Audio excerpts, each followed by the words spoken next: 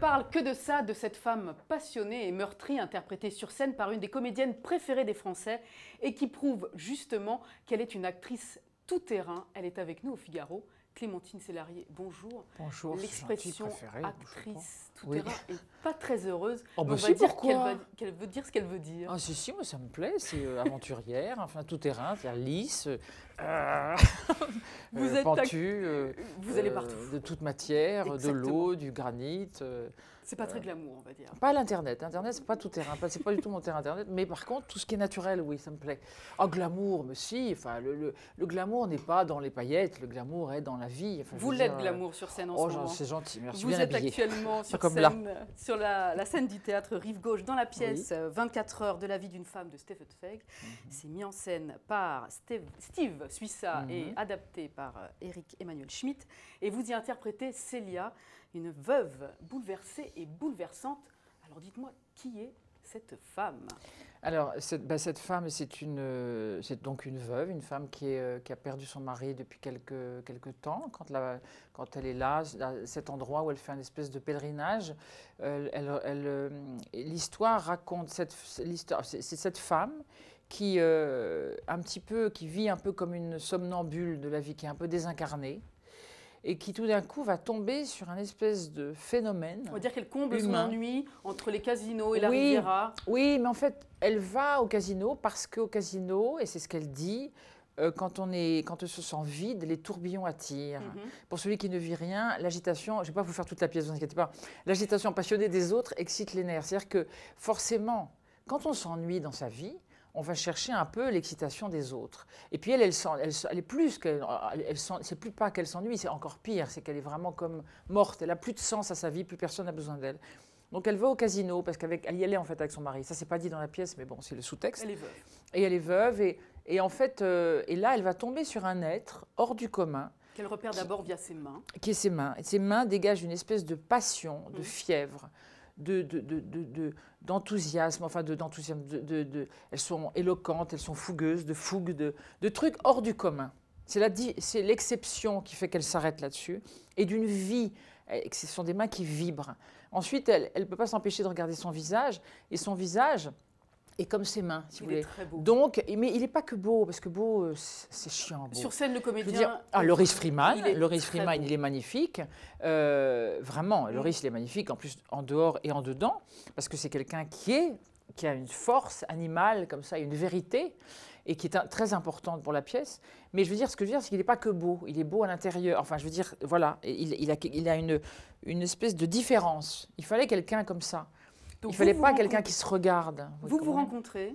Donc, alors, Célia rencontre cet homme. Et vous passez, on va dire, 24 heures ensemble. Oui, ensemble. Il se passe c'est surtout qu'elle le sauve, pardon de vous couper, elle le sauve. Elle veut le sauver du suicide, car il veut se suicider, il veut se tuer parce qu'il est ruiné. Et en fait, elle voit cet homme qui représente la vie, pour elle un volcan mais vraiment, quoi, parce qu'il est complètement, il a l'air vibrant et différent. Enfin, et ça, je la comprends tellement. Et en fait, elle veut le sauver. Et du coup, lui, il est reconnaissant de ça. Et en même temps, bon, après, il faut... Et alors, elle passe 24 heures avec lui. Alors après, il ne faut pas raconter la suite. Non, parce que... on ne racontera pas la suite. Les gens connaissent beaucoup cette nouvelle. Un extrait sur scène. On regarde ça tout de suite. Merci, c'est gentil.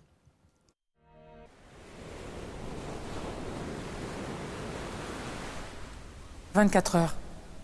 Il m'a suffi de 24 heures pour devenir une autre femme.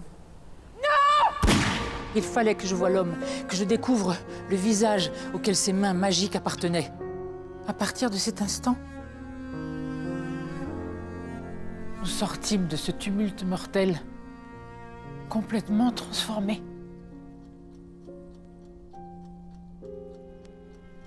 Au matin, j'émergeais d'un sommeil de plomb. Je ne reconnaissais pas l'homme qui dormait à côté de moi. Alors Clémentine Célarié, on vous découvre quand même dans un rôle dont on peut dire qu'il est à contre-emploi tellement il offre de vous une image inhabituelle. On se demande comment... Bien habillée, vous voulez dire? Complètement inhabituelle. Vous êtes habillée de façon extrêmement glamour, on le disait au début. Vous avez ce jeu extrêmement bouleversant. Et en retenue, et en même temps, on vous voit en larmes sur scène, etc. On se demande pourquoi un tel rôle, une telle opportunité ne vous a pas été offerte avant. Oh, mais il ne faut pas, c'est comme ça. C'est parce que peut-être je n'étais pas prête, ou peut-être que j'avais envie d'aller dans des trucs, je ne sais pas. J'ai pensé à ça, ce que vous dites, c'est marrant. Je pense que l'âge, pour une actrice, c'est vraiment un truc génial. C'est vraiment, mais vraiment, pour une actrice. Pour les femmes, en général, bon, on veut nous faire penser que c'est horrible, alors que je ne pense pas que c'est horrible. Je pense que c'est des fleurs qui poussent, mais pas forcément les fleurs qu'on voudrait. Non, mais vous voyez ce que je veux dire, encenser, mais en fait, c'est des fleurs quand même. Et donc, moi, je profite, si vous voulez, de cette zone entre le ventre et le visage, enfin, ce qu'on donne aux êtres, pour laisser tout le... Oui, vous comprenez ce que vous me suivez? C'est-à-dire qu'il n'y a plus de filtre. Parce qu'à un moment donné, il faut donner le maximum de ce qu'on peut aux êtres. Il faut donner le maximum au public. Il faut emmener les gens, il faut prendre des risques dans ses choix. Vous n'avez plus peur de livrer des émotions comme celles que vous donnez sur scène?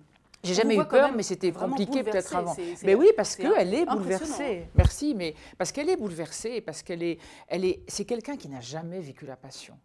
Donc, vous imaginez, à un moment donné, quand elle dit « nous sortîmes de ce tumulte mortel », quand elle passe cette nuit avec cet homme, où c'est pas un truc d'amour, de sexe, etc., ça n'a rien à voir, heureusement.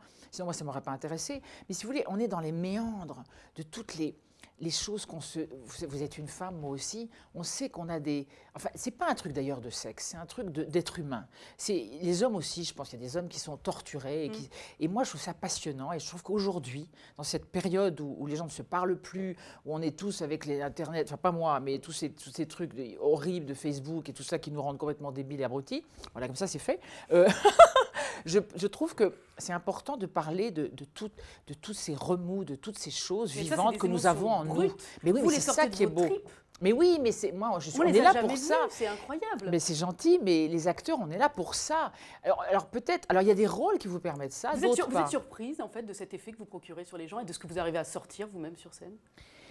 Mais surprise, c'est-à-dire que je ne pense pas à ça.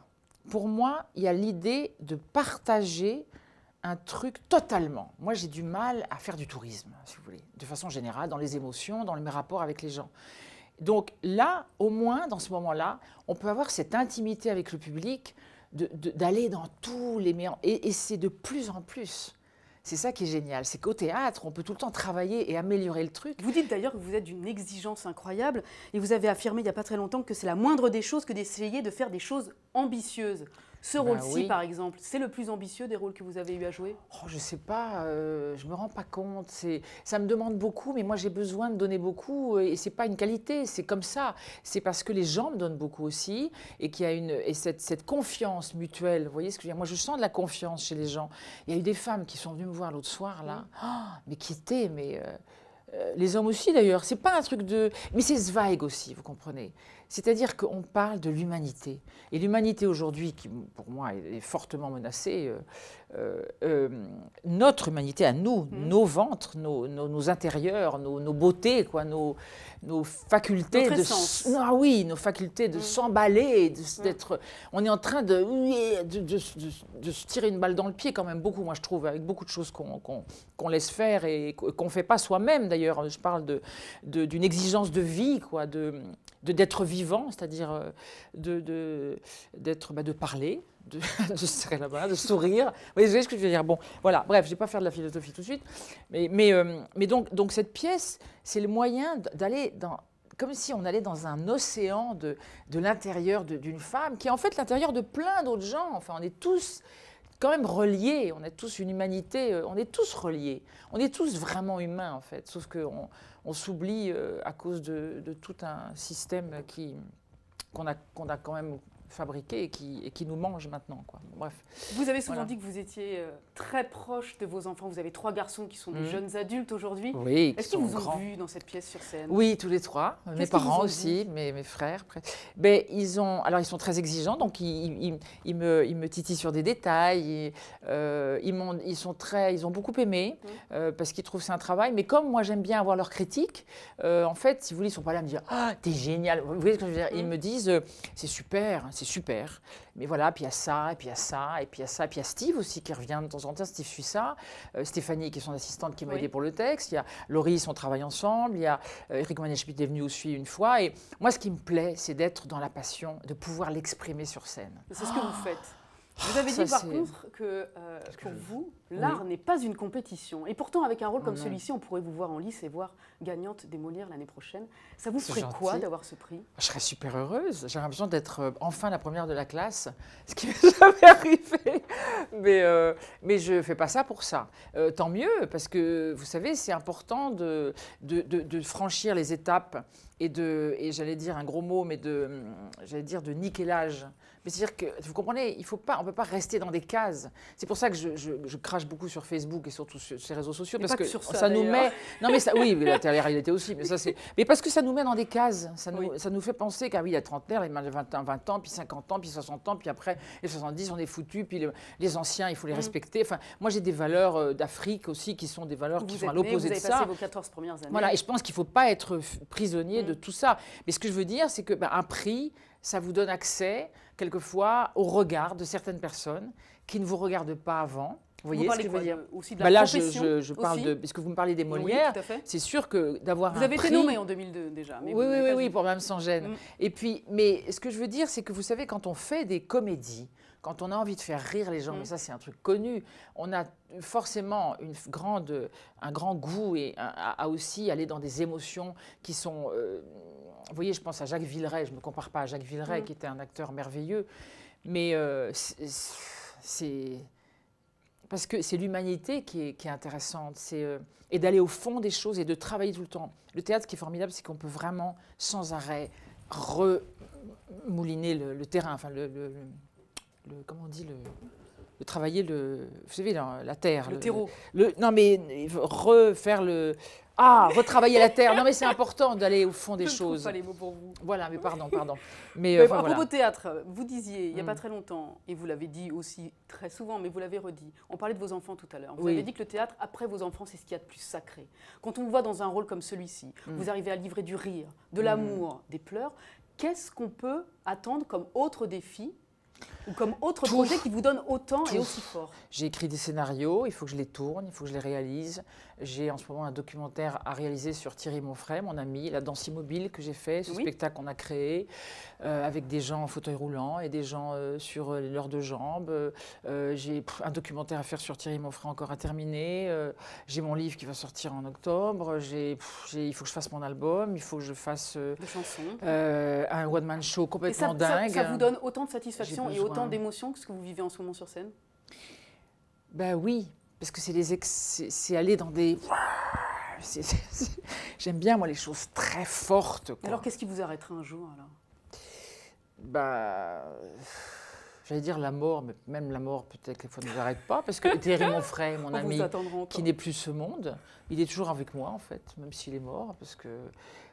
Peut-être, oui, j'emmerderai tout le monde encore. Non, mais je pense il faut faire, surtout en ce moment. Il faut que la culture, il faut la faire, il faut faire des choses, il faut pas... De qualité, il faut avancer, oui, c'est ça. Vous estimiez qu'il y avait beaucoup de médiocrité. Oui, c'est important. Et puis, il faut embarquer les gens dans des choses. C'est ça, moi, je ne veux pas cracher tout le temps.